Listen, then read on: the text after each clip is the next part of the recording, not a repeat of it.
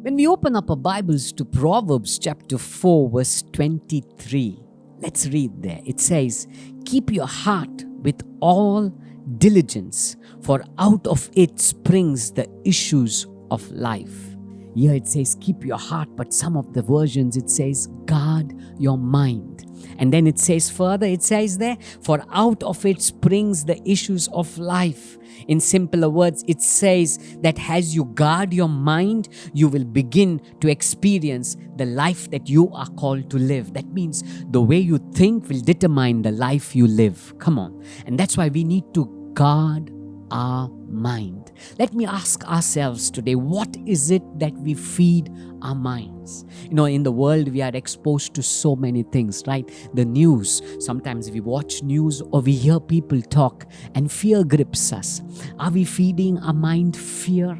Sometimes when we look into our circumstances and we look at maybe your financial lack, or maybe that crisis in your house, or maybe there's a property dispute, are you constantly feeding your mind fear, anxiety, negativity? Are you constantly feeding yourself with thoughts that are going to pull you down, depress you?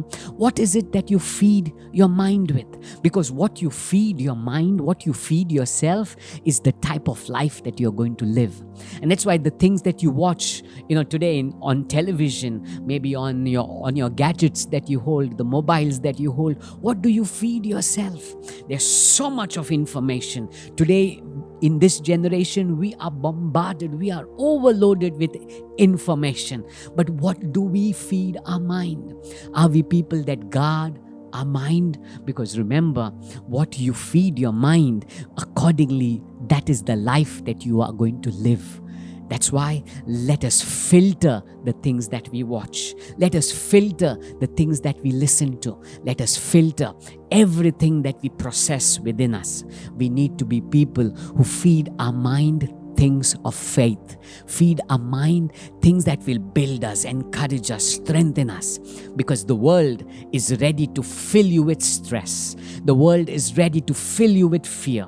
When you read the news or when you hear the news, there is nothing as good news. Because good news does not give them a great viewership rating. It is the bad news that people constantly are hooked onto.